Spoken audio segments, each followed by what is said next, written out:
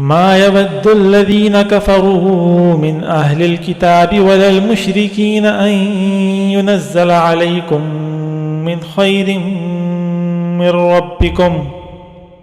کافر لوگ خواہ اہل کتاب میں سے ہوں یا مشرکین میں سے یہ پسند نہیں کرتے کہ تمہارے پروردگار کی طرف سے کوئی بھلائی تم پر نازل ہو۔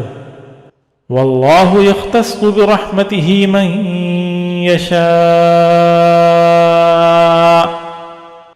حالانکہ اللہ جس کو چاہتا ہے اپنی رحمت کے لیے مخصوص فرما لیتا ہے۔